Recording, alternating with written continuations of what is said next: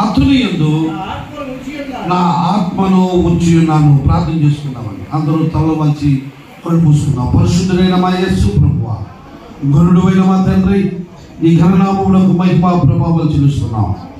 ఈ రాత్రినైనా మీరు మాతో మరొకసారి మీరు మాట్లాడండి. నీ వాక్య సారాంశం సత్యమనేనా? మీరు మాట్లాడితే ఈ రోజు మేము బ్రతుకుతామయ్యా. మీరు మాట్లాడితే ఈ రాత్రి మేము ఆశీర్వదించబడతాం.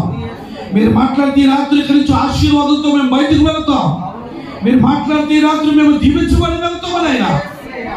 ఈ రాత్రి ఊరికి మమ్మల్ని పంపించవద్దు. ఈ రాత్రి ఇక్కడి నుంచి మమ్మల్ని ఆశీర్వాదించి మీరు పంపించిందని కాక, ఈ రాత్రి నీ దీవులతో వెళ్దామగాక. ఈ రాత్రి వాక్యం వెళుతోడగానే మా మీదకి నీ ఆత్మను ఆశీర్వాదమును మీరు ఇచ్చుదురు గాక. బాబు మీరే కార్యించి ఈ అద్భుతం జరిగించి యేసు నామమున ప్రార్థించుకుంటా ఉన్నాము తండ్రి, ఆమేన్. ఇవి ఏ కొట్టాలంటారండి? గట్టిగా చెప్పండి. ఏ కొట్టాలండి? ఉపవాస కూడికలు. అందరూ చెప్పలేదు. ఏ కూడికలండి? ఉపవాస కూడికలు. చాలా తొందరగా ముంచడానికి ఇష్టపడుతున్నాను నేను. అయిగా నాకు టైం చెప్పారు. ఆ టైంకే నేను ముగించేస్తాను. మిమ్మల్ని ఎవరిని ఇక్కడ ఎక్కువ చేయవచ్చు కనుక నాకు ఇచ్చిన టైంలో నేను ముగించడానికి ఇష్టపడతాను. నాకు ఇచ్చిన టైంలో నేను ముగించాలంటే నా మాట మీరు వినాలి. దేవుని వాక్యం మీరు శ్రద్ధగా వింటే మధ్యలో ఇంకేమీ లేకుండా డైరెక్ట్గా దేవుని వాక్యంతో మీతోనే మాట్లాడతారు. ఒకవేళ మీరు మాట్లాడుకుంటూ అటు తిరుగుతూ ఇటు తిరుగుతూ ఉంటుంటే మళ్ళీ మిమ్మల్ని మెరుగుపరచడానికి మీరు వింటున్నారో లేదో చూడడానికి మళ్ళీ కొన్ని మాటలు మళ్ళీ పక్కకు వెళ్ళి కొన్ని మాటలు చెప్పి మళ్ళీ వాక్యంలోకి రావాల్సి వస్తుంది. అలా కాకుండా మీరు శ్రద్ధగా వింటే దేవుని వాక్యం నుంచి కొన్ని మాటలు మనము జాగ్రత్తగా వెళ్దాం. ఉపవాస కూడికలు. చెప్పండి, ఏ కూడికలు అండి? ఇది మొదటి రోజు ఉదయకాలము ఒక సెక్షన్ జరిగింది. ఇది రెండవ సెక్షన్. కనుక ఈ రెండవ సెక్షన్ లో ఉపవాస కూడికలు మనం ఉన్నాం.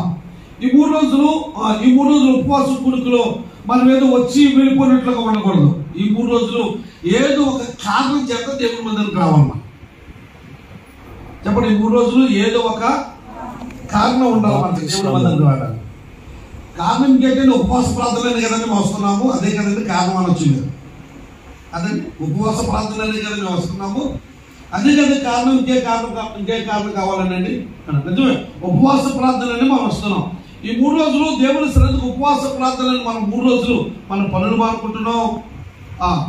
చాలా మన దగ్గర పనులు లేకపోతే ఎక్కడ వ్యాపారాలు ఇవన్నీ మానుకుని 3 రోజులు దేవుని సన్నిధిలో మనం ఉండడానికి వస్తూ ఉన్నాం.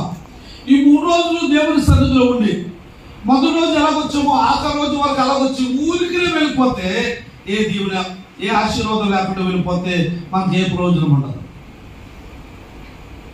ఖచ్చితంగా ఏదో ఒక గురితో ఈ 3 రోజుల్లో నీకు ఏ అవసరం ఉందో అవసరంతో ప్రభు దగ్గర చెప్పుతూ అది పొందుకునే వాళ్ళు 3వ రోజుకి ఖచ్చితంగా.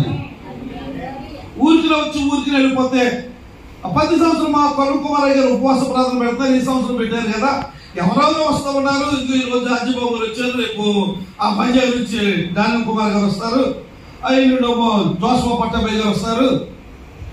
ఏదో వచ్చారు, వాక్యాలు చెప్పారు, మేము ఏదో విన్నాము వెళ్ళిపోయామంటే 3 రోజులు ఇక్కడికి వచ్చిన వేస్తే మనం 3 రోజులు ఇక్కడ కూర్చున్నా వేస్తాం. 3 రోజులు మన పనులన్నీ మానుకుని మన ఉద్యోగాలు మానుకుని మన వ్యాపారాలు మానుకుని ముఖ్యమైన పనులన్నీ మానుకుని దేవుని మందిరంలో ఉన్నామంటే ఖచ్చితంగా మనము ఈ 3 రోజులు ఏదో ఒక రోజు నువ్వు ఏదైతే దేవుని దగ్గర చెబుతున్నావో అది 3వ రోజు కల్లా ఖచ్చితంగా పొందుకొని ఎక్కడి నుంచి బయటకు వెళ్ళాలి. ఖచ్చితంగా ఆశీర్వాదాలు పట్టుకుని వెళ్ళాలి తప్ప ఊరికినే వచ్చాము ఊరికినే వెళ్ళిపోయాం. 3 రోజులు చాలా బాగా జరిగాయి. ఆకార గారు వచ్చారు, వాళ్ళు సాక్ష్యం చెప్పారు, జాతి బాబు గారు వచ్చారు, ఏదో వాక్యం చెప్పారు, ఈ దేశం వెళ్ళిపోయామంటే ఎందుకు పనికిరామా? ఖచ్చితంగా ఈ 3 రోజుల్లో నీ అవసరం ఏంటంటే ఖచ్చితంగా ప్రభుకు చెప్పండి. ఈ సంవత్సరంలో ఏది కోల్పోయావో అది ఉపవాస ప్రార్థనలో తిరిగి సంపాదించుకోవాలి. ఖచ్చితంగా నువ్వు దేన్ని కోల్పోయావో, ఉద్యోగం కోల్పోయావా, వ్యాపారాలు కోల్పోయావా, లేకపోతే నీ వ్యాపారం బాగోలేదా, లేకపోతే నీ ఇంటిని కోల్పోయావా, స్థలాన్ని కోల్పోయావా, లేదా కోర్టులో ఏదైనా కేసు ఉందా, అది ఏదైనా సరే ఉపవాస ప్రార్థనలో విడుదల పొందే మనం వెళ్ళాలి. అక్కడి నుండి అలాగే రండి. ఇక్కడికి అంతేగాని ఏదో పెట్టారు కదా వచ్చాం కదా అన్నట్టు వచ్చేసి వెళ్ళిపోతే ప్రయోజనం. ఖచ్చితంగా నీ గురి ఏమిటో ఆ గురి కలిగి 3 రోజులు ఎక్కడ ఉండాలి. ఖచ్చితంగా నీ గురి ఏంటో ఒక గురితో రావాలి. అక్కడ ఏదో ఉపవాస ప్రార్థన రావద్దు. ఈ 3 రోజులు ప్రత్యేకమైన దినాలు. ఆదివారం వచ్చినట్టు రావద్దు, శుక్రవారం వచ్చినట్టు రావద్దు. ఈ ఉపవాస ప్రార్థనలో నీకు ఏది అవసరమో అవసరాన్ని ఈ 3 రోజులు ప్రభు దగ్గర పెట్టు. ఈ 3 రోజులు ప్రభు దగ్గర పెట్టి నువ్వు అడగవలసింది ఏమిటి తెలుసా? ఈ 3వ రోజున ఆమేన్ అనేసరికి అది నువ్వు పొద్దుకుని వెళ్ళాలి బాబు. ఎక్కడ ఉంటే ఖచ్చితంగా ఎంతమందికి విశ్వాసం ఉంది? ఖచ్చితంగా పొందుకుని వెళ్ళాలి. ఎక్కడి నుంచి మనం ఖచ్చితంగా ఒకరికి 2వ రోజే జరగవచ్చు, ఒకరు మొదటి రోజే జరగచ్చు, మరి కొంతమందికి 2వ రోజే జరగచ్చు, మరి కొంతమందికి 3వ రోజునే జరగవచ్చు. ఖచ్చితంగా ఎక్కడికి వచ్చిన మనందరికీ నువ్వు నిజంగా విశ్వాసంతో ఉపవాస ప్రార్థన ఉపవాసం ఉంటే నిజంగా నువ్వు గోల్జాడు దేవుని అడిగితే ఖచ్చితంగా ఎక్కడి నుంచి నువ్వు ఆ ఆశీర్వాదాన్ని ఇంటికి పట్టుకెళ్తావు.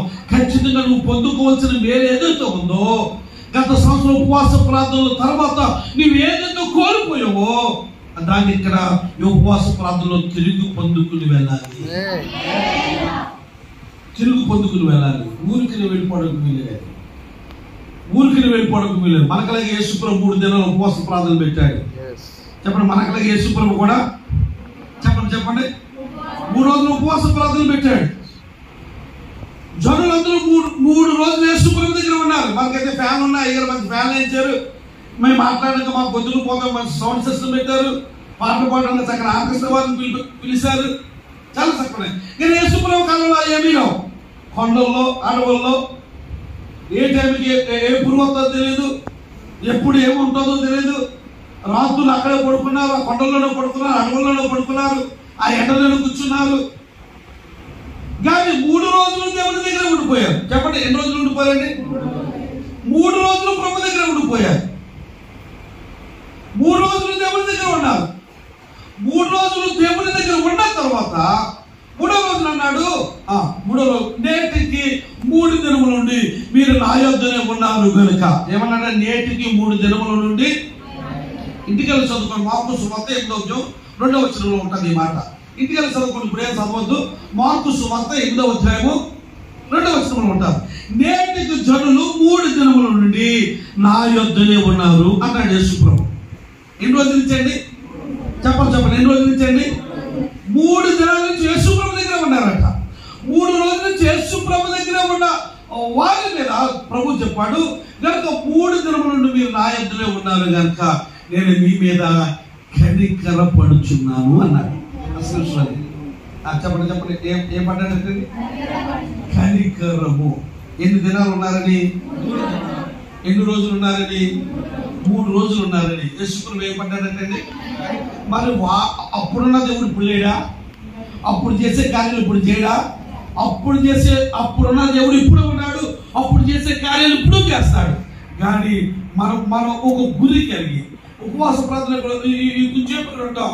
ఉదయం వేసేసరికి కులాయి దగ్గర దెబ్బలాట వచ్చింది అనుకోడు, ఉపవాస ప్రార్థన లేవు, ఏమీ లేవు, వాళ్ళతో జగన్ పడతాం. మరి దేవుడి కనికరం ఎలా వస్తుందండి? ఈ 3 దినాలు ఖచ్చితంగా అన్నిటిని మొదలు పెట్టేయాలి. ఆఖరికి నీ భర్త నేను కొట్టినా ఈ శంప మీద కొట్టాడు భర్త, ఈ 3 రోజులు ఏం చేయాలి తెలుసా? 2వ శంప ఇచ్చి వచ్చాను దేవుడు నాకు. ఉపవాసం ప్రార్థనకి వెళ్తున్నాను అనుకో, అయిపోయినట్టు ఉపవాసం, ఇంక ఉపవాసం లేదు. ఒకవేళ భార్య ఏదైనా అన్నది అనుకోండి, ఆ ఉద్యోగం పోలేసుకుని దేవుడు మందిరం రావడమే. ఈ 3 రోజులు ప్రభు దగ్గర నువ్వు ఒక జగన్ కానీ గొడవ కానీ ఇతరుల మీద దెబ్బలాట కానీ ఆ పక్కలు ఏదన్నారని ఎప్పుడు రానప్పుడు ఉపవాస ప్రార్థనని ఆ పక్కలు మన మీద నా స్థలంలోకి వచ్చేస్తున్నాను గొడవ వస్తారు. ఎందుకంటే సాతాను ఏదో విధంగా మన ఉపవాసాన్ని సరిపాలని వాళ్ళు ఇంటి చేసుకోవాలండి. ఈ 3 రోజులు మాట్లాడంటే అన్నారు తప్ప లేదన్నారని మనం వెళ్ళేమనుకోండి. అమ్మా 3 దినాల తర్వాత కనికరం వచ్చిందంట వాళ్ళ మీద. ఒక్కసారి చదవండి అన్నమాట. మార్కు సువార్త 8వ అధ్యాయము 2వ వచనం ఒకసారి చదవండి. జనులు నేటికి 3 దినముల నుండి నా యొద్దనే ఉన్నారు, వారికి తిననేమీ లేనందున నేను వారి మీద. ఇప్పుడు 3 దినాల లోపల మన మీదకి ఏం రావాలి? చెప్పాలి ఏమి రావాలి? కనికరం వస్తేనే నువ్వు అనుకున్నది సాధించుకుని వెళ్తావు. ఇక్కడ నేను ఆయన కనికరం నీ మీదకి వస్తేనే ఈ ఉపవాస ప్రాంతంలో నువ్వు ఏది కావాలనుకుంటున్నావో దాన్ని పొందుకుని వెళ్ళగలుగుతావు. యేసుప్రభు కాలంలో 3 రోజులకి ఆ 3 రోజులు ఆయన ఆ జనవంతులు ఆయన దగ్గర ఉండిపోయారని కనికరం వచ్చిందంటే ఆయనకి వారందరినీ కనికరించాడట. ఈ 3 రోజులు ఉపవాస ప్రాంతం ద్వారా మనందరికీ ఏమి రావాలి తెలుసండి? దేవుని కనికరం రావాలి. నిజంగా దేవుని కనికరం కానీ మన మీదకు వస్తే ఈ 3 రోజులు దేని కొరకైతే నువ్వు ప్రార్థించావో దాన్ని ఆ 3వ రోజు ఆశీర్వాద ప్రార్థన కానీ ఎక్కడి నుంచి నువ్వు మోసుకుని వెళ్ళిపోతాను. ఖచ్చితంగా నమ్మండి ఖచ్చితంగా. దేవుని సన్నిధిలో ఈ 3 రోజులు నమ్మకత్వంతో రండి. మానేకండి, ఏ ఆరాధన మానేకండి. ఈ 3 రోజులు దేవుని సన్నిధిలో కనబడండి. ఈ 3 రోజులు దేవుని దగ్గరికి రండి. వాక్యము మరోసారి అంటాడు ఆమోస గ్రంథంలో ఎక్కడ అంటాడు? మొదటి దినాన్ని వచ్చిన ప్రజలను దేవుడు చూశాడట. రెండవ రోజునేమో బ్రతికించాడట. ఒకసారి మొదటి రోజున ఏం చేశాడు, రెండో రోజున ఏం చేశాడు, 3వ రోజున ఏం చేశాడు? ఒక్కసారి ఆమోస గ్రంథం అనుకుంటున్నా ఒక్క మాట మీరు జీవించి నా వాక్యంలోకి వెళ్ళిపోతుంది. మీరు కొంచెం మిమ్మల్ని ఆ వాక్యం వైపు తిప్పడానికి మొదటి మాటలు చెప్తూ ఉన్నారు. ఆ తర్వాత నా వాక్యంలోకి వెళ్తాను. దేవునికి స్తోత్రం. హల్లెలూయా హల్లెలూయా. గట్టిగా దేవుని స్తోత్రం చెప్దామా? గట్టిగా దేవుని స్తోత్రం చెప్దామా? హల్లెలూయా హల్లెలూయా. గట్టిగా దేవుని స్తోత్రం చెప్దాం. పరిశుద్ధ లేఖనములో దేవుని వాక్యములో ఒక్క మాట మీతో నేను ఇలా చూపిస్తాను. దేవుని వాక్యం చూడండి. ఒక్క మాట దేవుని వాక్యము లాగా సెలవిస్తుంది. దేవుని మాట ఒక్క మాట చదువుదాం. దేవుని వాక్యంలో చాలా శ్రేష్టమైన మాట. దేవుని వాక్యం మనతో ఇలాగ మాట్లాడుతుంది. ఒక్క మాట మీకు నేను చూపించిన తర్వాత నేను మళ్ళా దేవుని వాక్యంలోకి వెళ్తాను. ఓషియా గ్రంథం, క్షమించండి, పరిశుద్ధ లేఖనములో ఓషియా గ్రంథం 6వ అధ్యాయం 2వ వచనం. 2 దినములైన తర్వాత చూసారండి నువ్వు మొదటి రోజు చేసిన ప్రార్థన పెట్టి 2 దినములైన తర్వాత ఆయన మనం బ్రతికించును. మనం ఆయన సముఖమందు బ్రతుకున్నట్లు 3వ దినమున మనల్ని స్థిరపరిచి పంపుతాడండి. ఎక్కడి నుంచి? హల్లెలూయా. ఏం చేసి పంపుతాడండి? 2వ దినాన్ని బ్రతికిస్తాడట. అంటే మనం ఏదైతే కోరుకున్నామో, ఏది జరగాలనుకున్నామో, ఏ కార్యం ఆగిపోయిందో, ఏ కార్యం నీ జీవితంలో జరగలేదో దాన్ని బ్రతికిస్తాడట దేవుడు. ఏంటి? నీ జీవితంలో ఏదైతే కోల్పోయావో, గత సంవత్సరం ఉపవాస ప్రాంతంలో ఏదైతే కోల్పోయి విడిచిపెట్టేసావో దాన్ని 2వ దినమున దాన్ని బ్రతికిస్తాడట. 3వ రోజు ఇక్కడ నుంచి నువ్వు వెళ్తున్నప్పుడు ఏం చేస్తాడో తెలుసా? దాన్ని స్థిరపరిచి నీ చేతులు పెట్టి నేను పంపిస్తాడట. అంత గొప్ప సంగతి.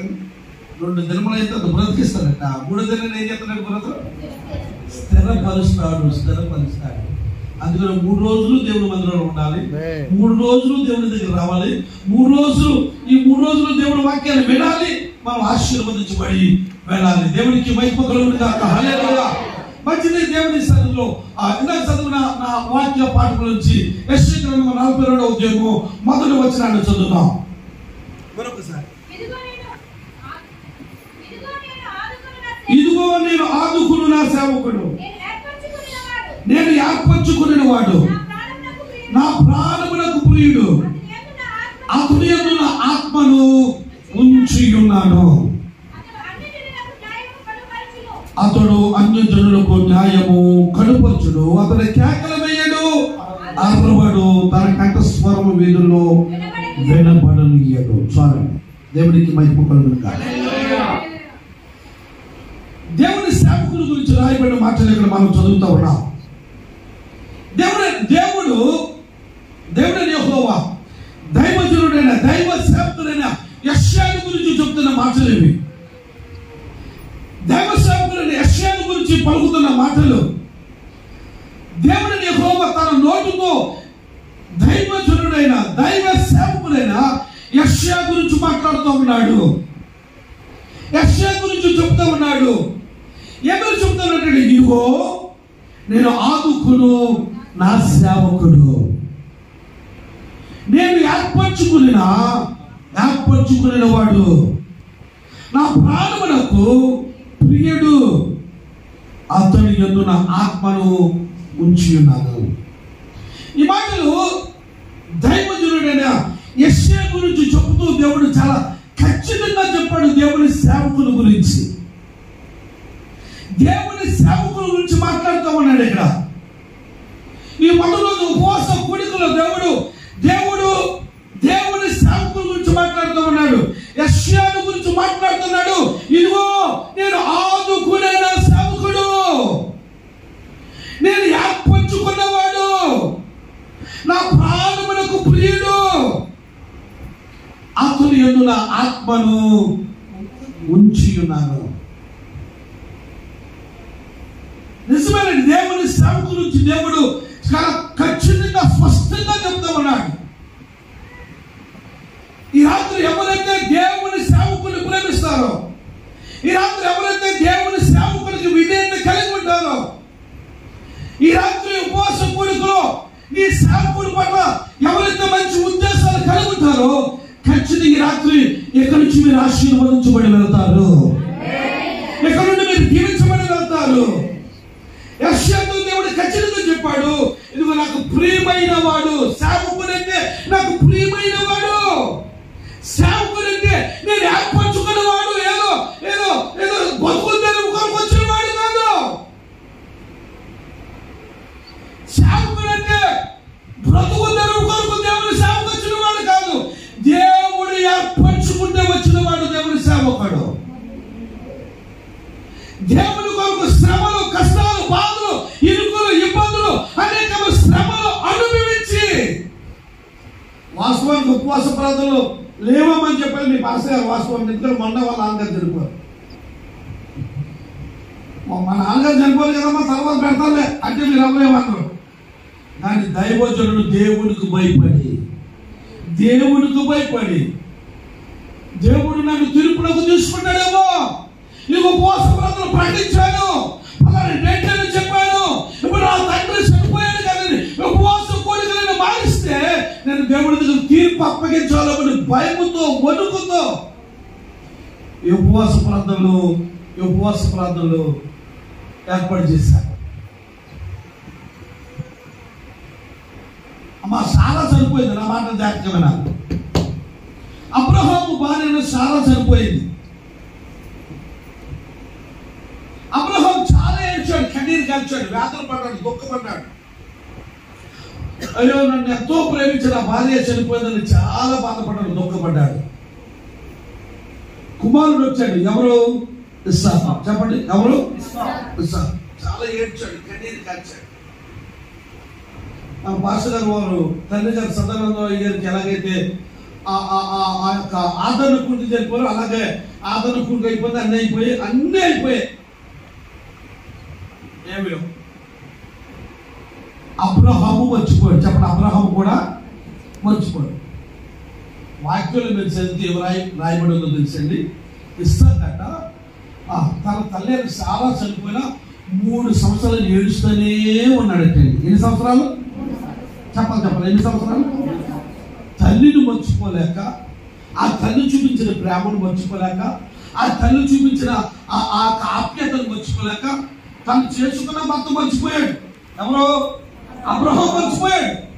కానీ తన కుమారుడు ఇస్సాకున్నాడే, ఇస్సాకు మాత్రం తన తల్లి చూసిన ఆ ప్రేమను, తన తల్లి చూసిన ఆ యొక్క ఉపకారాన్ని, ఆ ప్రేమను మర్చిపోలేక, అమ్మా అప్పటికి దగ్గర ఎన్ని సంవత్సరాలు ఉంటాయి తెలిసినప్పటికీ దగ్గర 37 సంవత్సరాలు. ఇస్సాకుకు 37 సంవత్సరాల వయసు ఉన్నప్పుడు 37 సంవత్సరాల వయసులో తల్లి కోసం 3 సంవత్సరాలు ఏడ్చాడు. ఇప్పుడు ఎవరన్నా ఉన్నారంటారు అలాంటి వాళ్ళు? అయితే ఇప్పుడు ఎవరన్నా ఉన్నారంటారు? 90 సంవత్సరాల వయసులో పుట్టాడు, 127 సంవత్సరాలకు చనిపోయింది. అందుకే ఎన్ని సంవత్సరాలు వచ్చి చెప్పండి. 90 సంవత్సరాల వయసులో పుట్టాడు. ఎవరు? సారాకు 90. ఆమె 127 సంవత్సరాలు చనిపోయింది. ఎన్ని సంవత్సరాలు ఉన్నాయి? 37 సంవత్సరాలు. 37 సంవత్సరాలకి తల్లి చనిపోయింది. 37 సంవత్సరాలకి తల్లి చనిపోతే ఒక రోజు ఎడతాడు, ఒక రోజు అయితే 2 రోజులు ఎడతాడు, అయితే ఒక 6 నెలలు ఎడతాడు. ఎన్ని సంవత్సరాలు ఏడ్చాడంటండి? చెప్పాలి. ఎన్ని సంవత్సరాలండి? 3 సంవత్సరాలు ఏడుస్తూనే ఉన్నాడట. తండ్రి చూస్తూ ఉన్నాడు అబ్రహాం. ఒరే నేనే మర్చిపోయినా, నువ్వు మర్చిపోతే ఎలాగరా? మర్చిపోరా అని చెప్తూ ఉన్నాడట. తండ్రి చెప్పే కొద్ది ఇంకా గొప్ప వచ్చిందట, ఇంకా ఏడుపు వచ్చేసిందట. వీడు ఎలా కాదు, తండ్రిని మర్చిపోవాలంటే ఏం చేయాలని ప్రార్థన చేసినట్టు అబ్రహాం చేసి ఓ రోజు తన ఇంటి కథదాసుడైన ఎలియాజరుని పిలిచి తొడ కింద చేపెట్టానట. ఇదిగో నువ్వు ఈ కానాని కుమార్తెలో కాకుండా నా స్వదేశంలోకి వెళ్ళి నా బంధువులతో కుమార్తెను తీసుకొచ్చి పెళ్లి చేస్తే అప్పుడు ఈయన ఏడుపాయతాడు అనుకున్నాడట. అప్పుడు చేశాడే పెళ్లి. అసలు విషయం అది. ఇస్సాకుకు పెళ్లి చేయడం కారణం ఏడో తెలుసండి? ఇస్సాకు ఊరికినే పెళ్లి చేసేలేదు. ఇస్సాకు ఊరికినే పెళ్లి చేసేలేదు. అబ్రహాం తన తల్లి కొరకు ఏడుపు మార్పించడానికి, తల్లి కొరకు 3 సంవత్సరాలైనా ఇంకా ఏడుపు మారుతాలేదని ఇంటి పెద్ద దాసుని పిలిచి, ఎలియాజరుని పిలిచి, ఇదిగో నా కుమారుడికి ఒక అమ్మాయిని తీసుకురా, ఇదిగో నా బంధువుల ఇంటికి వెళ్ళు, అక్కడి నుంచి ఒక అమ్మాయిని తీసుకొస్తే వాడికి పెళ్లి చేస్తే అప్పుడు భార్య వస్తుంది కనుక ఆ భార్య మీద ఉన్న ప్రేమతో ఎవరు మర్చిపోతాడు? అది అందుకు పెళ్లి చేశాడు ఇస్సాకు అబ్రహాం. అసలు ఎన్ని సంవత్సరాలు ఏడ్చారండి? అయ్యారు 3 సంవత్సరాలు. ఆ పెళ్లి చేయకపోతే 5 సంవత్సరాలు ఏడ్చినామో, లేదా 7 సంవత్సరాలు ఏడ్చినామో. పెళ్లి చేయటం వలన చెప్పండి, తన భార్యను తీసుకురావటం వల్ల తల్లిని మర్చిపోయి ఆ ప్రేమ ఎవరి మీదకి వెళ్ళేదండి? చెప్పండి, ఎవరి మీదకి వెళ్ళేదండి? భార్య మీదకి. ఎందుకు మాట మీకు చెప్పినట్టే, మన జీవితాలలో ప్రభు ఏదైనా ఒక కార్యం చేయాలంటే, దేవుడు ఏదైనా ఒక కార్యం చేయాలంటే ఖచ్చితంగా ఇదిగో నేను ఏర్పరచుకున్న ఒక సేవకుడు ఉన్నాడు, ఆ సేవకుడిని ప్రేమించడానికి ఖచ్చితంగా ప్రభు చెప్తూ ఉన్నాడు. నీ సేవకుడిని ప్రేమించాలి, నీ సేవకుడి మీద దయ చూపించాలి, నీ సేవకుడి మీద కనికరము చూపించాలి. ఎందుకంటే దేవుడు ఏర్పరచుకున్నవాడు. ఇంకా అక్కడ నా ఆత్మ అతని యందు ఉంచాలి నేను. దేవుడు ఆత్మ కలిగిన వాడు. ఇంకా ఆయన చెప్తున్న ఒక అద్భుతమైన మాట, అతను అన్యజనులకు న్యాయము కనపరచువాడు. కనుక ప్రేమైన దేవుడు ఇచ్చినాకమా ఉపవాస ప్రార్థనలు మొదటి నువ్వు దీవించబడి ఇక్కడి నుంచి నువ్వు ఆశీర్వదించబడి వెళ్ళాలి అంటే ఖచ్చితంగా నీ సేవకు నువ్వు ప్రేమించాలి, సేవకుడికి విధేయత చూపించాలి. దేవుడి లేఖనంలో ఒకసారి సౌలు ఇంకా రాజు కాకపోయిపో, రాజు కీషు కుమారుడైన సౌలు గాడిద బొమ్మలు తప్పిపోయాయి, గాడిదలు పోయాయి. గాడిదలు పోయాయి. ఎవరి సౌలు ఇంకా రాజు కాలేదు, ఇంకా కీషు కుమారుడుగా ఉన్నాడు. గాడిదలు తప్పిపోయాయి. గాడిదలు తప్పిపోయినప్పుడు తన తండ్రి అయిన కీషు అన్నాడు, నా కుమారుడు ఎందుకు మన గాడిదలు తప్పిపోయాయి, ఎక్కడున్నాయో వెతికి వాటిని తీసుకురామని పనివారి నుంచి పంపించాడు సౌలుకి. చదువుకోండి, ఇంకెళ్ళిన తర్వాత చదువుకోండి. 5 దేశాలు తిరిగాడట గాడిదల కొరకు. ఎన్ని దేశాలు? చెప్పండి, ఎన్ని దేశాలండి? ఆ గాడిదలు ఎన్నుకుంటూ 5 దేశాలు తిరిగాడు. 5 దేశాలు తిరిగినా ఎక్కడ గాడిదలు కనిపించలేదు. 5 దేశాలు, అక్కడ 5 దేశాల పేరు రాసి ఉంచాడు. అక్కడ 5 దేశాలు తిరిగాడు. ఈ 5 దేశాలు ఏంటి ఎతకడానికి? ఎవరు ఇతడు? సౌలు. చెప్పండి, ఎవరండి? ఇశ్రాయేలు మీద రాజు కాకమునుపు 5 దేశాలు తిరిగాడు. ఈ 5 దేశాల్లో ఎక్కడ కనబడలేదు ఈ గాడిదలు. ఆ గాడిద బొమ్మలు ఎక్కడే కనబడలేదు. వచ్చేస్తున్నప్పుడు ఆ పనివాడు అన్నాడు, సేవకుడు అన్నాడు, పనివాడు అన్నాడు, అయ్యా మనం 5 దేశాలు తిరిగి వెళ్ళిపోతున్నాం కదా, మన ఘాటు బొమ్మలు కనబడలేదని, ఆ ఎక్కడనే కనబడలేదని మనం తిరిగి వెళ్ళిపోతాం కదా. మనం వెళ్ళిపోయే ముందు నేను ఒక మాట చెప్తాను, వింటావా అని అడిగాడు. ఏమిటయ్యా చెప్పంటే అన్నాడు, ఇదిగో ఈ పట్టణంలో ఒక దైవజనుడు ఉన్నాడు, అతను బహుకరుడు. ఏం చెప్పాడండి? ఈ పట్టణంలో చెప్పాలి, ఈ పట్టణంలో ఒక దైవజనుడు ఉన్నాడు, అతను చెప్పండి సార్. ఈ పట్టణంలో ఎవరున్నాడంటండి? దైవజనుడు ఉన్నాడు, అతను బహుకరుడు. అతను ఏ మాట పలుకుతాడో ఆ మాట నెరవేరబడుతుంది. చెప్పండి, అతను ఏ మాట పలుకుతాడో ఆ మాట నెరవేరబడుతుంది. ఈ పట్టణంలో ఒక దైవజనుడు ఉన్నాడు, అతను మహాకరుడు. ఎవరు చెప్తా ఉన్నాడు? అమ్మా పనివాడు చెప్తున్నాడు. ఎవరికి? యజమానుడికి. ఎవరు ఆ యజమానుడు? సౌలు.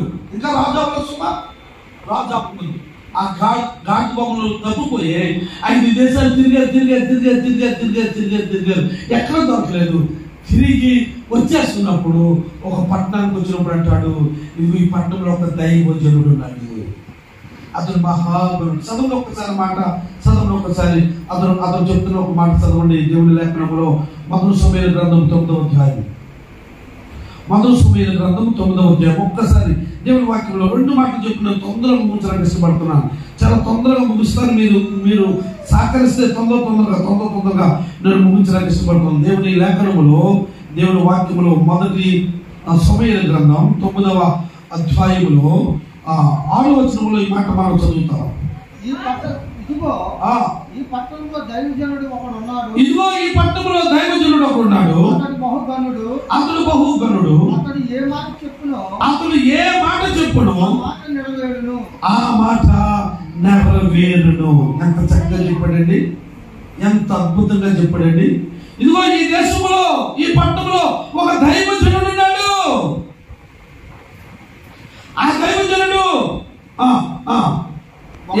చెప్పడా? దైవజనుడు ఏ మాట చెప్తే ఆ మాట జరుగుతుంది. ఏ మాట చెప్తే ఆ మాట జరుగుతుంది. కనుక ఇదిగో దైవజనుడి దగ్గరికి మనము వెళదాము. ఒక దైవజనుడు ఉన్నాడు. ఒకసారి వాళ్ళు ఎన్ని దేశాలు తిరిగారో ఒకసారి చదవండి. ఒకసారి 9వ అధ్యాయం 3వ వచనం చదువుకుంటారండి. సౌలు తన తండ్రి అయిన కీషు యొక్క ఘాటు బొమ్మలలో తప్పుపోగా, కీషు తన కుమారుడైన సౌలును పిలిచి, ఇదిగో మన దోషులు ఒకరు తీసుకుని పోయి అతను పోయి ఎఫ్రాయిము అనే దేశం మన్యము తిరిగి షాలిషం అనే దేశం సంచరింపగా అవి కనబడలేదు. తర్వాత వారు 3వ సేమ్ అనే దేశమును దాటి సంచరించి చేసిరు కానీ అవి కనబడలేదు. బెన్యామీను దేశం సంచరించి చూడగా అవి దొరకలేదు. 5వది అయితే వారు సూపు దేశములకు వచ్చినప్పుడు ఎన్ని దేశాలు తిరిగారు? 5 దేశాలు తిరిగారట. 1, 2 కాదు. ఏం పోయేది? 5 దేశాలు తిరిగారు వాళ్ళు. ఈ 5 దేశాలు ఎక్కడ కనబడలేదు. ఈ 5 దేశాలు తిరిగి వచ్చేస్తామనగా 6వ వచనంలో అంటున్నాడు, వాడు ఇదిగో ఈ పట్టణంలో దైవజనుడు ఒకడున్నాడు, అతను బహుకరుడు. ఈ అనుభవమైన ఈ గ్రామంలో ఇదిగో ఒక దైవజనుడిని పెట్టాడు దేవుడు నీ కొరకు. దేవుడి దృష్టిలో ఒకరి దృష్టిలో నీచిగా కనబడుతాడు, కానీ దేవుడి దృష్టిలో గురుడుగా కనబడుతున్నాడు. నీకు నీచిగా కనబడవచ్చు, ఎందుకంటే ఆయన అందరితో కలిసిపోయే మనిషి కనుక. అందరితో కలిసిపోతాడు. బావంటూ, తమ్ముడంటూ, అన్నయ్య అంటూ అందరితో కలిసిపోయే సేవకుడే. అలా కలిసిపోతాడు కనుక మనం నీచిగా కనపచ్చు. కానీ దేవుడి దృష్టిలో ఎలా ఉన్నాడో తెలుసా? గనుడు. చెప్పండి, దేవుడి దృష్టిలో ఎలాగండి? గనుడు. మనతో కలిసిపోతూ ఉన్నాడు కదండి, ఆయన సింహాచలమేకండి. మనతో మనం ఏది పెడితే తింటూ ఉన్నారు కదా, మరి ఎక్కడ కూర్చున్నారు కదా, మనతో కలిసిపోతూ ఉన్నారు కదండి. దైవజనుడిగానే గుర్తిస్తే మీ జీవితాల్లో ఆశీర్వాదాలు ప్రారంభమవుతాయి, దీవెనలు ప్రారంభమవుతాయి. మీరు ఆశీర్వదించబడాలి.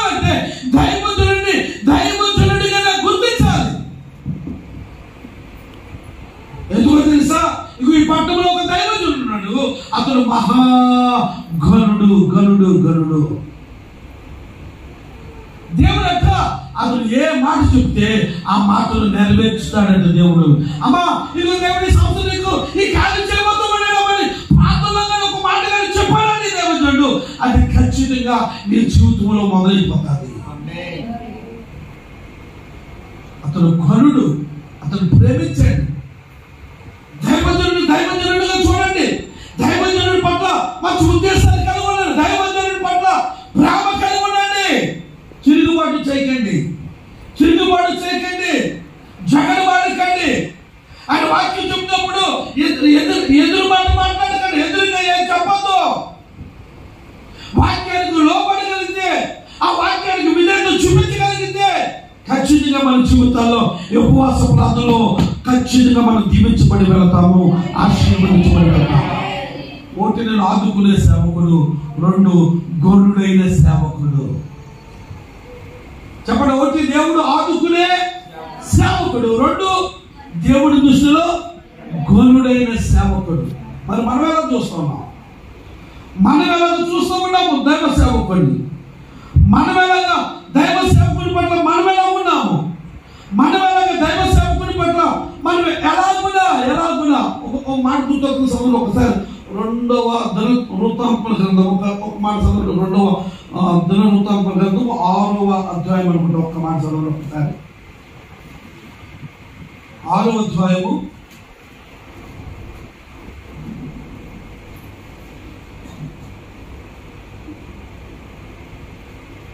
19వ వచనం చదవండి. 19వ వచనం. దేవా యెహోవా నీ సేవకుడు నీ సన్నిధిలో చేయు ప్రార్థన యందును విన్నపములందును లక్ష్యముంచి నీ సేవకుడని నేను చేయు ప్రార్థనలను పెట్టుమలను ఆలకించుము.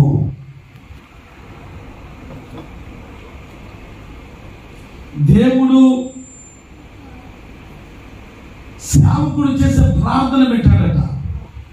దేవుడు సేవకుడు విడిపించే విన్నపములు పెట్టాడట. దేవుడు లక్ష్యం ఉంచుతాడట, వాటి మీద లక్ష్యం ఉంచుతాడట. సేవకుడి మీద దృష్టి ఉంచుతాడు, సేవకుడి మీద ఆ దృష్టిని ఉంచుతాడు దేవుడు. ఒకసారి అబ్రహాము శారా ఒక పట్టణానికి వెళ్ళారు, ఒక దేశానికి, బ్రతుకు తెరువు కొరకు. ఆ పట్టణం వెళ్ళిన వెంటనే ఆ పట్టణంలో రాజు గారు శారాను చూశారు. నా మాట మీకు అర్థం, ఎవరు చూశారండి? చూసబ్బా ఎంత అందంగా ఉంది, ఎంత చక్కగా ఉంది, ఎంత బాగుంది. ఇలాంటి స్త్రీ మన దేశంలో ఎక్కడా లేదే, ఎంత అందమైన స్త్రీ. అయ్యా ఈమె ఎవరు అంటే అబ్రహాము అన్నాడు, నా చెల్లెలు అన్నాడు. ఓ చెల్లెలే కదా, బానే కాదు కదా అని రాజుగారు కోటలోకి తీసుకుపోయారు. ఎవరినే? కోటలోకి తీసుకెళ్ళిపోయి కోటలో శారమ్మ గారిని రాణిలా తయారు చేసి నువ్వు చాలా అందంగా ఉన్నావు, చాలా చక్కగా ఉన్నావు, చాలా చక్కగా ఉన్నావు కనుక ఈరోజు ఇదిగో నా పనికే నేను నిన్ను ఇదిగో ఈ అంతఃపురంలోకి తీసుకొచ్చుకున్నాను అని శారాతో రాజు గారు చెప్తూ ఉన్నాడు. అబీమెలెకు రాజు చెప్తూ ఉన్నాడు. అమ్మా దైవజనుడు అబ్రహాం మాత్రం కాలు మీద కాలు వేసుకుని చెప్పండి ఎలాగండి భార్య అయిపోతే ఎలా ఉండాలండి? అసలు నేను విశాలంగా ఉండాలి. ఓ రాజుగారి భార్యని తీసుకుపోతే ఎలా ఉండాలి? అయ్యో ఎక్కడ అన్నారు. ఈ కాలు మీద కాలు వేసుకుని నన్ను పిలిచిన వాడు గొప్పవాడు. చెప్పండి, నన్ను పిలిచిన వాడు నా భార్యను తీసుకెళ్తే వాడిని ఎక్కువ ఒప్పుకుంటాడు. నన్ను పిలిచిన వాడు నా భార్య ఎలాగెళ్ళిందో అలాగే వస్తుందని కాలు మీద కాలు వేసుకుని, బాబు నువ్వు పిలిచిన వాడు గొప్పవాడు, నువ్వు పిలిస్తే నా భార్యను తీసుకురా, పిలవకపోతే నా భార్య నా రాజుకి అప్పగించేది ప్రార్థన చేస్తా కూర్చున్నాను. ఎలాగంటే నువ్వు నన్ను పిలిస్తావు కానీ వచ్చాను. ఇదిగో రాజుగారికి అందంగా కనపడ్డది. ఇక్కడ రాజుగారు ఒకవేళ ఎత్తుకుపోతారో నేను భయపడి నా చెల్లెని చెప్పాను, అయినా సరే తీసుకెళ్ళిపోయాడు. ఎందుకో నేను ఎక్కడే కాలు మీద కాలు వేసి కూర్చుంటాను, నువ్వు నన్ను పిలిస్తే నా భార్యను తీసుకురా, లేకపోతే వాళ్ళకి అప్పించాను. తీసుకెళ్ళిపోయిన రాజుగారు రాత్రి పడుకున్నారు. అయ్యారు పడుకున్న తర్వాత నిద్ర పడతలేదు. ఎవరికి? రాజుగారికి పడతలేదు. ఎవరు నిద్రపోతాడు? అబ్రహాం హ్యాపీగా నిద్ర కాలు మీద కాలు వేసుకుని నాకు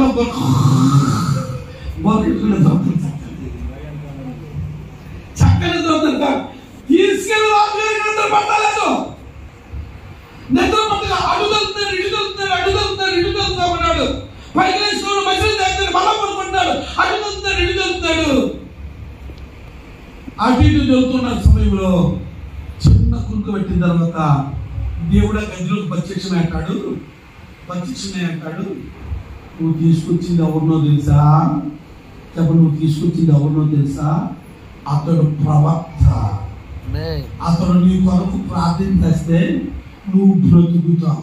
చెప్పండి, ఎలాగండి? అతడు ప్రవక్త, నా ప్రవక్త. ఇదిగో నేను ఏర్పరచుకున్నాను, నేను ఆదుకునే సేవకుడు, నువ్వు కరుడైన సేవకుడు, నా సేవకుడు. అతడు ప్రవక్త. అతడు నీ కొరకు ప్రార్థన చేయడు, నువ్వు బ్రతుకుతావు. అలాంటి వాడి భార్య తీసుకొచ్చి ఇదిగో లోపల పెట్టి ఇక్కడ నిద్ర పడతలేదు తిరుగుతావా?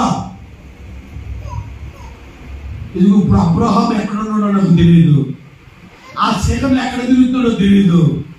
వెంటనే పిలిచి చెప్పండి, వెంటనే పిలిచి అమ్మా, వెంటనే పిలిచి అతని భార్యని అతనికి అప్పగించి. చెప్పండి, అతని భార్యని అతనికి అప్పగించకపోతే ఏం చేస్తామని తెలిసింది? ఎప్పుడన్నా చదివారా? అది చదువు మనం. సేవకుడి జోలికి వెళ్తే ఏమవుతుందో అది చదువు మనం. మనకి ఎప్పుడు నీతిమంతులు కొంచెం లక్ష్యంలో పువ్వు వేయను, ఇంకా ఇది మొదలుకొని హోవలిను అర్షులు, ఇలాంటి వాక్యాలు కావాలి కదండి. ఒక దేవుని సేవకుడు భార్యను ఒక రాజు తీసుకుపోతే దేవుడు ఏమన్నాడు తెలుసా?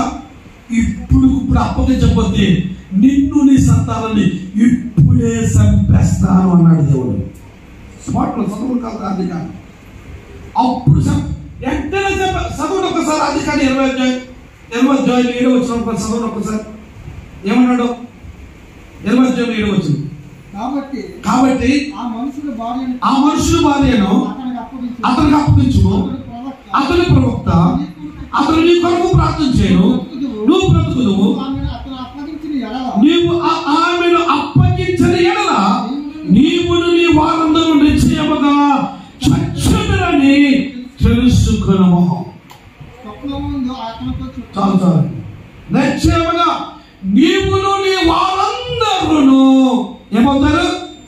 చెప్పలు ఏమవుతారు? చెప్పలు ఏమవుతారు? సత్యదురు. చేసిందేమో రాజు.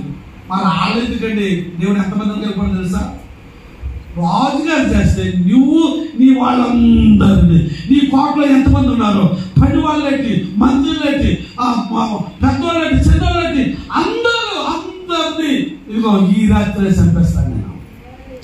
ఎవరు జోలికి వెళ్ళాడని చెప్పడమా? చాలా జోలికి వెళ్ళాడని కాదు, అసలు వ్యక్తి మర్చిపోలేదు. దేవుని సేవకుడి జోలికి వెళ్ళాడు. అసలు విశ్వాది నా సేవను అప్పగించమంటే అప్పగించేస్తుంది. అలా లేదు, అతడు ప్రవక్త. ఎవరంటాడు అతడు?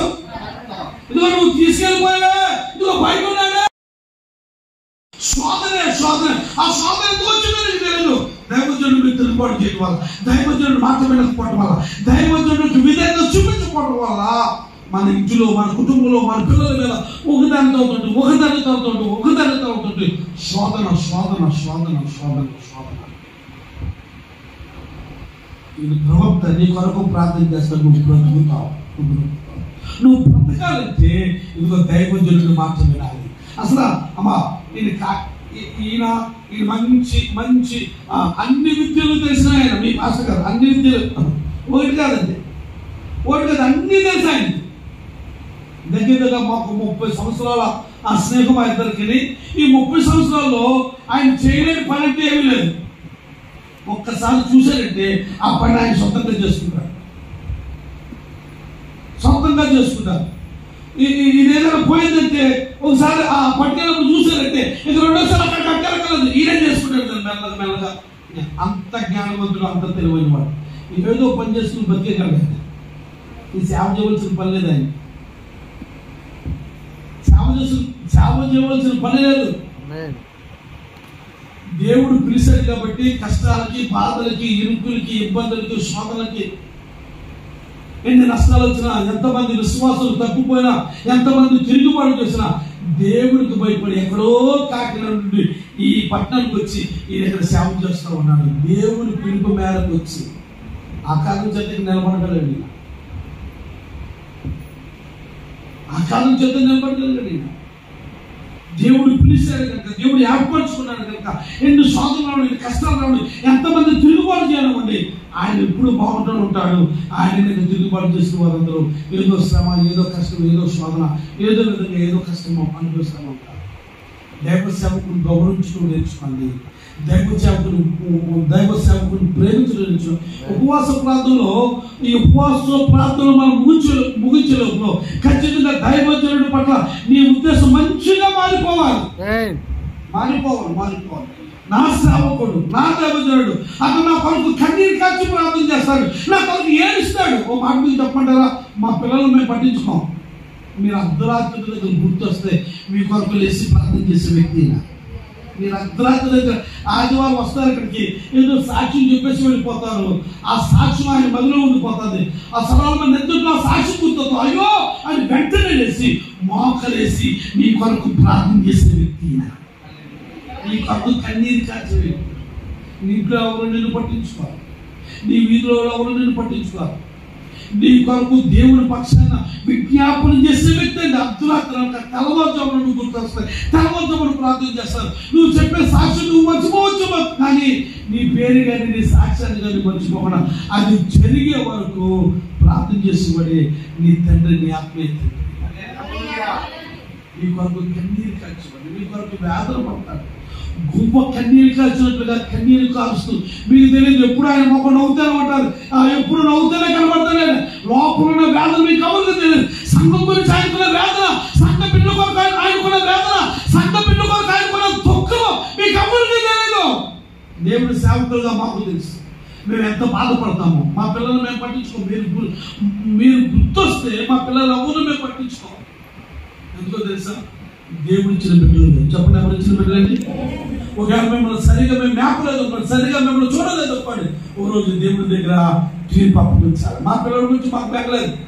దేవుడు ఇచ్చాడు, వాళ్ళు ఎలాగైనా పెంచాడు, ఎలాగైనా దేవుడు వాళ్ళు పెంచుతాడు. మా అబ్బాయి డిగ్రీ పాస్ అవ్వాడు, మనం బైబిల్ ట్రైనింగ్ పంపించారు. డిగ్రీ పాస్ అవ్వే వరకు కూడా ఇంటిని వదిలిపెట్టి ఎప్పుడు బయటకు వెళ్ళలేదు. నా మాట చెప్పండి, ఇంటిని వదిలిపెట్టి ఓ ఫ్రెండ్స్తో కానీ స్నేహితులతో కానీ ఎక్కడికి వెళ్ళదు. చిన్నప్పటి నుంచి బస్సు మీద స్కూల్కి పంపించాం, మళ్ళీ బస్సు మీద తిరిగి ఇంటికి వచ్చేసేవాడు. కాలేజీ బస్సు మీద పంపించాం, మళ్ళీ ఇంటి దగ్గర ఎప్పుడు మళ్ళీ ఇంటి దగ్గర దిగిపోయేవాడు. డిగ్రీలో కూడా ఇంటి దగ్గర ఎక్కువ ఇంటి దగ్గర దిగిపోయేవాడు. ఎవరు తెలియవాడు కాదు, ఎవరు స్నేహితులు తెలియదు. సడన్ మనం బైబిల్ ట్రైనింగ్ పంపించాలనుకున్నాం. ఇన్ని సంవత్సరాలు నా పక్కనే పడుకున్నాడు, నా మీద కాల్ లేకుండా ఏ రోజు నిద్రపోయేవాడు కాదు. ఒకవేళ మీటింగ్కి వెళ్ళి ఎప్పుడైనా అర్ధరాత్రి దగ్గర వస్తే మా అక్కడ గారు అనేది చెప్తారు. ఎన్నిసార్లు ఫోన్ చేసేవాడు, డాడీ ఇంకా రాలేదు, నాకు నిద్ర పుట్టలేదు, ఇంకా రాలేదు, నువ్వు ఎక్కడ ఉన్నావు అని ఎన్నిసార్లు ఫోన్ చేసేవాడు. బైబిల్ ట్రైనింగ్ పంపించవలసి వచ్చింది. ప్రభు చిత్తాలకు అప్పగించి కేరళ తీసుకెళ్ళి బైబిల్ కాలేజీలో జాయిన్ చేసి వచ్చేసాం. అమ్మా కేరళ తీసుకెళ్ళి బైబిల్ ట్రైనింగ్లో కాలేజీలో జాయిన్ చేసి తీసుకొచ్చేసాం. ఆయన మొన్నడేమో అనుకున్నాం, మొన్నడేమో ఎప్పుడు ఎక్కడ ఉండడం, కనీసం వాళ్ళ పెద్దనాన్న గారింటికి కానీ వాళ్ళ చిన్నాన్న గారింటికి కానీ ఎక్కడికి వెళ్ళి ఒక నైట్ ఎక్కడో పడుకోలేదు. వాడు పుట్టి పెరిగి ఇంత వయసు వచ్చిన ఉండడేమనుకున్నాం. దేవుడు ఎంతో మరిపించాడు తెలిసిన తల్లిదండ్రుల మీద. దేవుడు ట్రైనింగ్ చేయడం, బైబిల్ ట్రైనింగ్ చేయడానికి పూర్తిగా మమ్మల్ని మర్చిపోయి ఆ బైబిల్ ట్రైనింగ్లో పడిపోతుంది.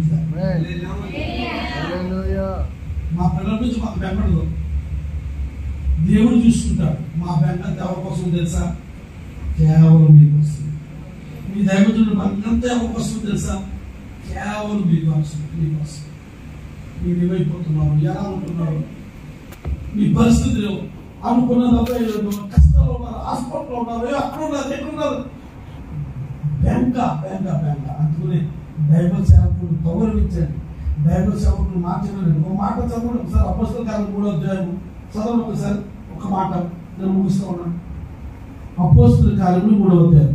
అసలు ఎక్కడ ఎందుకు రావాలి వస్తానే ఆయన వచ్చేటనుకుంటున్నారు మీరు. ఒకసారి అపోస్తలుల కార్యం 3వ అధ్యాయం 26వ వచనం. అపోస్తలుల కార్యములు 3వ అధ్యాయం 26వ వచనం. దేవుడు తన సేవకుడిని పుట్టించి, ఎక్కడ పుట్టారు కదా మీరు? కాకినాడ కొండైపాలలో పుట్టారండి మాస్టర్ గారు. దేవుడు తన సేవకుని పుట్టించి మీలో ప్రతి వాడి దుష్టత్వం నుండి మళ్లించుటకును మిమ్మల్ని ఆశీర్వదించుటకును ఆయన మొదట మీ వద్దకు పంపాడు. అమ్మా, ఎక్కడో కాకినాడలో కొండపాలెంలో పుట్టాడు ఆయన. కొండపాలెంలో పుట్టిన వాడినట ఈ ఎర్రవారు పంపించాడట. ఎందుకు? మిమ్మల్ని దుష్టత్వం నుండి మళ్లించుటకును మిమ్మలను ఆశీర్వదించుటకును. ఎందుకు పంపించాడటండి? దుష్టత్వం నుండి, మీరు దుష్టత్వం నుండి మళ్లించడానికి, మీ దుష్టత్వం నుండి, మీ పాపముల నుండి, మీ అపరాధముల నుండి మిమ్మల్ని విడిపించి మీకు న్యాయం చేసి మిమ్మల్ని ఆశీర్వదించడానికి పంపించాడంటే దేవుడు మిమ్మల్ని ఆశీర్వదించాలి. అందులో వచ్చాడండి మిమ్మల్ని ఆశీర్వదించడానికి. అమ్మా, మిమ్మల్ని ఆశీర్వదించడానికి వచ్చాడు. మిమ్మల్ని ఆశీర్వదించడానికి వచ్చిన ఆయన్ని మనం సులకనగా చూస్తూ ఉన్నాం. మరి ఎలా వస్తుందో మన మీదకి దీవెన, ఎలా వస్తుందో మన మీదకి ఆశీర్వాదం, ఎలా వస్తుంది మన మీదకి ఆ దీవెన? ఆలోచన చేయండి. మిమ్మల్ని ఆశీర్వదించడానికి పంపించాడు దేవుడు. మిమ్మల్ని దీవించడానికి పంపించాడు. దీవించురా, వారు ఆశీర్వదించరా. ఆ ప్రజలందరూ దీవెన కలిగి ఉండాలి, ఆ ప్రజలు ఆశీర్వాదం కలిగి ఉండాలి. వెళ్ళు, ఎర్రవారు తీసుకెళ్తామన్నాను నేను నిన్ను. ఇవ్వకుండా ప్రజలను ఆశీర్వదించమని కాకినాడలో పుట్టించి కాకినాడ నుంచి ఎర్రవారు తీసుకొచ్చి ఎర్రవారు ఉన్న ప్రజలను ఆశీర్వదించమని పంపించాడట దేవుడు. హల్లెలూయా. మీరు అనుకుంటారు దేవుడు సేవకుడు అంటే అనుకుంటామా? ఎంత సింపుల్ గా తీసేస్తాము. దేవుడు మాట్లాడిన సభను ఒక్కసారి సేవకుడి గురించి. యోహాను సువార్త 12వ అధ్యాయం. నాకు ఇచ్చిన టైం అయిపోతుంది, ముగిస్తూ ఉన్నాను. యోహాను సువార్త 12వ అధ్యాయం 26వ వచనం. ఒకడు నన్ను సేవించిన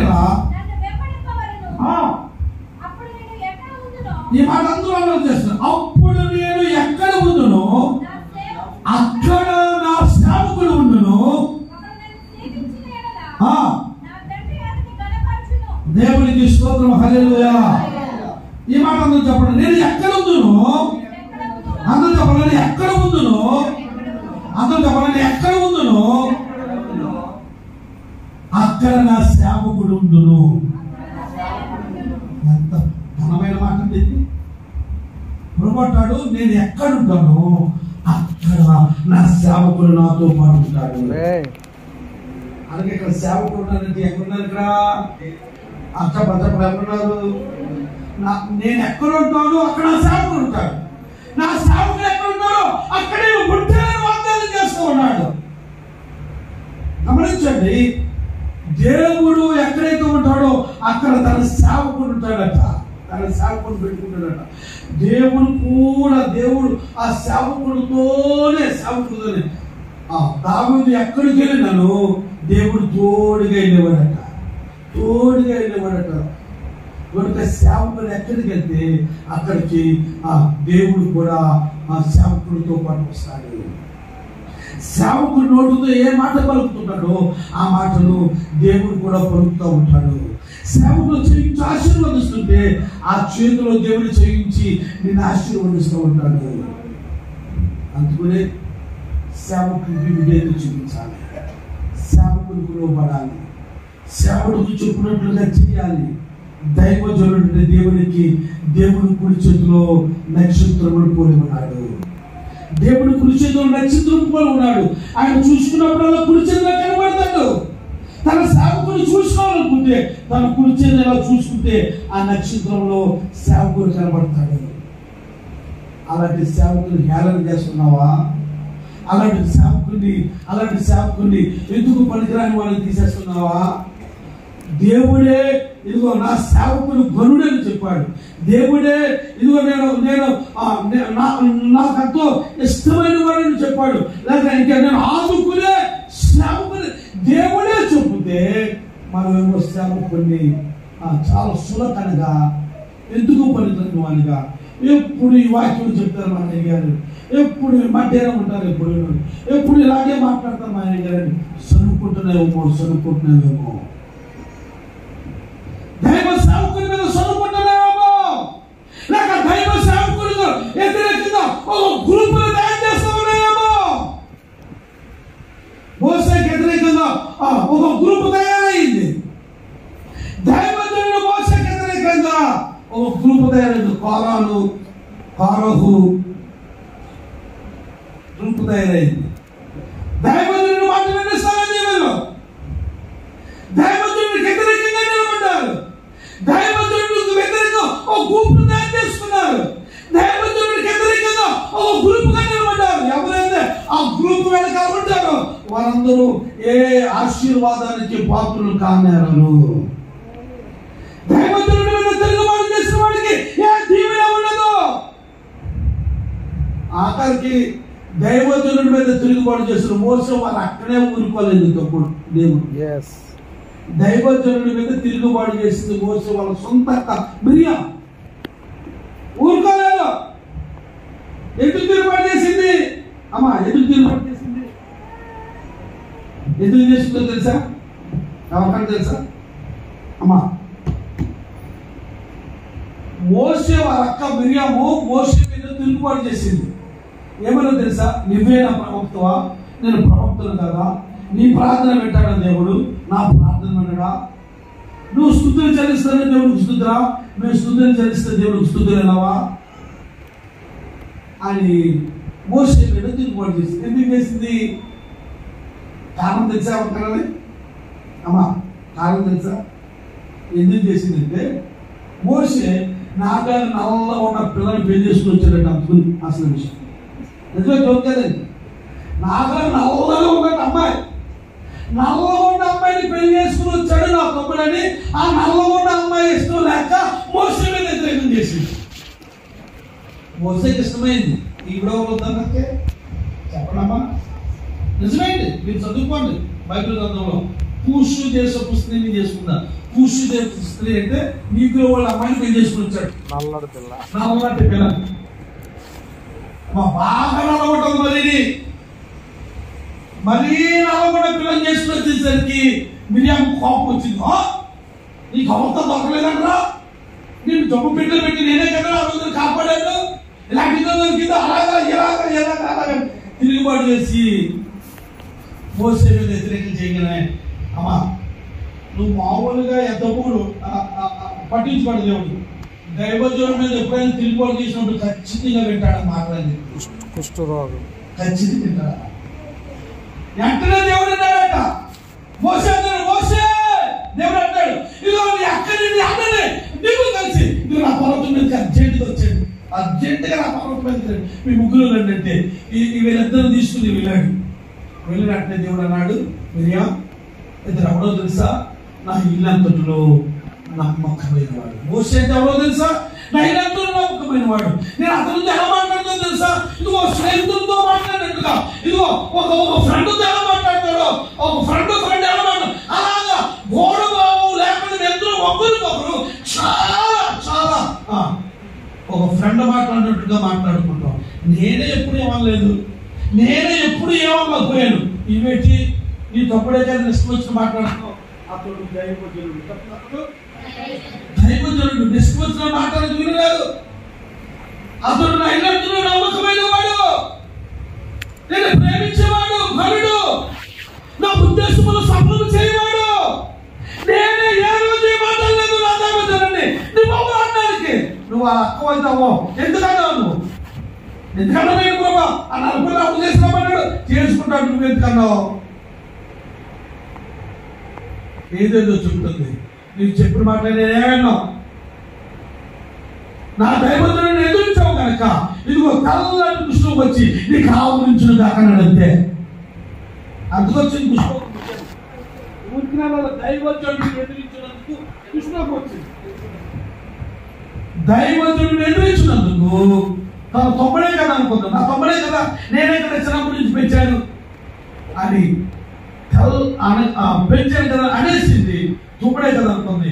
దేవుడికి ఇష్టంగా ఉంది. దైవజనుడి మీద ఒక మాట ఇవ్వనట్టు దేవుడికి ఇష్టం ఉండదు. వెంటనే పిలిచాడు. కొండ మీద కుష్ఠరోగాన్ని కలుగు తీశాడు. కుష్ఠరోగాన్ని కలుగు తీశాడు. ప్రియమైన దేవుని బిడ్డలను గమనించండి. ఆ కుష్ఠరోగం పోవడానికి మళ్ళా ఎవరి దగ్గరికి వెళ్ళవలసిందో తెలుసా?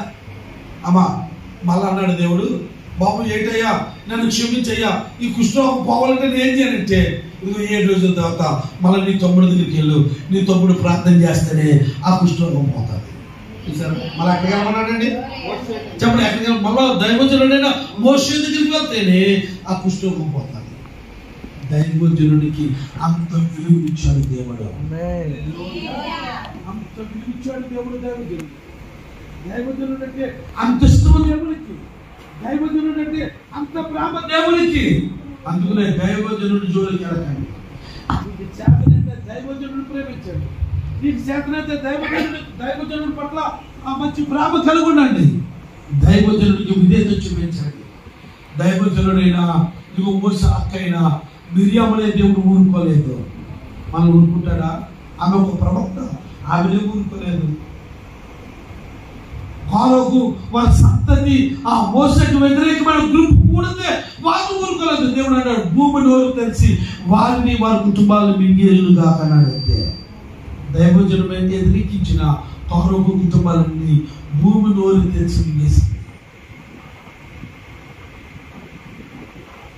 ఫరోకు కుమారులు పరిగెట్టుకుంటా దైవజనుడు దేవుడి మందిరం గడప దగ్గరికి వచ్చి పడి ఏడ్చి, బాబు వాళ్ళు ఏదో పాపం చేశారు, ఇది మేము మమ్మల్ని క్షమించిన ఆయనని వాళ్ళు ఏడ్చేందుకు ఫరోకు కుమారులు బ్రతికారు. మిగిలిన వాళ్ళందరూ నోరు తెరిచి భూకంపం వచ్చి ఆ దైవజనుడికి వ్యతిరేకమైన ఆ గుంపులంతా మిగిస్తుంది భూమి. అందుకనే దైవజనుడు గౌరవించాలి, దైవజనుడికి విధేయత చూపించాలి. ఎప్పుడైనా నీ దైవజనుడి మీద కోపపడుతున్నాయేమో, ఎప్పుడైనా దైవజనుడిని ఇసుకుంటున్నామో, ఎప్పుడైనా దైవజనుడి పట్ల నువ్వు మంచి ఉద్దేశం లేకుండా రకరకాలుగా మాట్లాడుతున్నావు, ఎవరైనా ఏదైనా అంటుంటే వారితో మాట కలుపుతున్నామో, ఇదిగో నీ కొరకు ఇదిగో ఈ దైవజనుడు పుట్టించాడు, నీ కొరకు ఈ దైవజనుడు పుట్టించాడు. ఇదిగో మీ దుష్టత నుంచి మళ్ళించిన కాకినాడ తీసుకొచ్చి ఇదిగో మిమ్మల్ని ఆశీర్వాదం చేయకుండా పెట్టాడు. మీరు ఆశీర్వాదం పొందాలంటే దైవజనుడు మాట వినండి, దైవజనుడు లోపడండి. మరొక కుటుంబంలా ఉండొద్దు. ఇదిగో లేకపోతే ఆ మోషే అక్కలా ఉండొద్దు. దేవుని మాటకు లోబడి దైవజనుడు గౌరవించండి. అట్టి దీవుని అట్టి ఆశీర్వాదం దేవుడు మీ మీదకి అనుగ్రహించి దీవించునుగా. ఒక్క నిమిషం మోకరించండి, ఎవరు మానుకోవద్దు. ఒకవేళ ఇంతవరకు బాబు ఒకవేళ దైవజనుల మీద తిరుగుబాటు చేసినాము మా జీవితాల్లో, ఇదిగోనైనా మా బ్రతుకులనైనా నోరు తెద్దాం, ఎవరు మానుకోవద్దు. నోరు తెరవండి. ఒక్కసారి మోకరించి ప్రార్థన చేయండి. బాబు ఇక మీదట మేము అలా ఉండమయ్యా, ఇక మీదట మేము అలా జీవించమయ్యా. ఒక్క నిమిషం ఎవరు మానుకోవద్దు. హల్లెలూయా హల్లెలూయా హల్లెలూయా హల్లెలూయా హల్లెలూయా హల్లెలూయా హల్లెలూయా. యేసయ్యా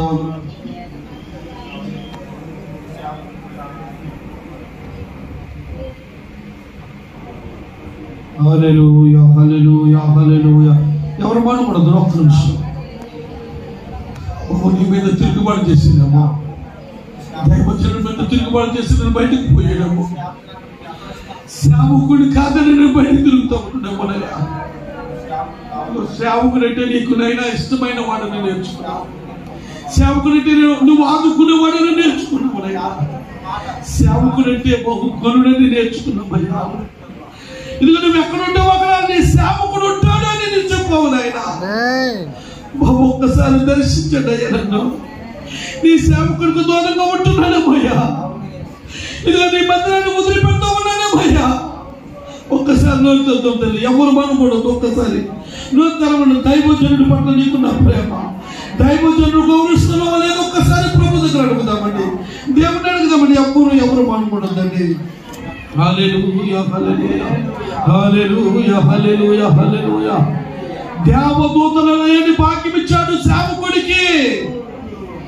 దేవదూతలు లేని బాధ్యత భాగ్యం దేవుడి సేవకుడికి ఇచ్చాడు. కేవలం దేవుడి సేవకులు ఎందుకు ఇక్కడ తీసుకొచ్చాడు? నిన్ను ఆశీర్వదించడానికి. రాజులు సైతం గద్దించాడు దేవుడు సేవకుడి గురించి. అబీమెలెకు రాజులు చెప్పాడు, నిన్ను నీ వారిని చంపేస్తాను. అతడు ప్రవక్త, అతడు నీ కొరకు ప్రార్థన చేస్తాడు, నువ్వు బ్రతుకుతావు. నీ సేవకుడే నిన్ను బ్రతికించాలి. నీ సేవకుడే నీ కొరకు ప్రార్థన చేయాలి. నీ సేవకుడు ప్రార్థన చేస్తే నువ్వు దీవించబడతావు. నీ సేవకుడు ప్రార్థన చేస్తే నువ్వు ఆశీర్వదించబడతావు. నీ సేవకుడు ప్రార్థన నీకు విజయం ఇస్తాది. పోయిన ఆశీర్వాదాలన్నీ తిరిగి వస్తాయి. ప్రేతల్ని ఒక్కసారి ప్రభుత్వం చెప్పుకోండి, బాబు ఈ రోజు నుంచి నా సేవకుడు గౌరవిస్తాను, నా సేవకుడికి విధేయత చూపిస్తానయ్యా. నేను ఎక్కడికి వెళ్ళా నా మందిరానికి నేను తిరిగి వచ్చేస్తానయ్యా. నా మందిరంలో నేను ఉంటానయ్యా. ఒకప్పుడు నా కొరకు ప్రార్థన చేసిన దైవజనుడయ్యా. ఒకప్పుడు నా బాగుబాగుల కొరకు కన్నీరు కాల్చిన దైవజనుడయ్యా.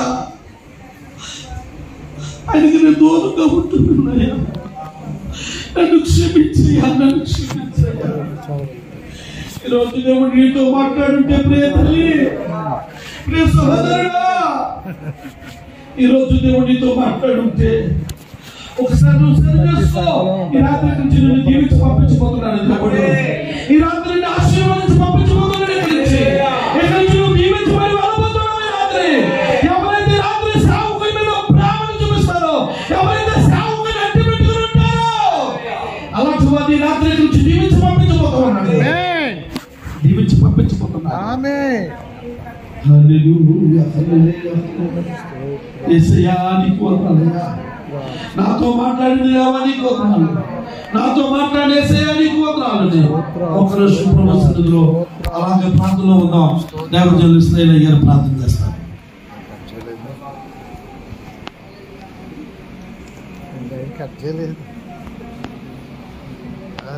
ప్రార్థనలో ఏకీభవిద్దాం. దైవజనులు మన కొరకు ప్రార్థన చేస్తారు.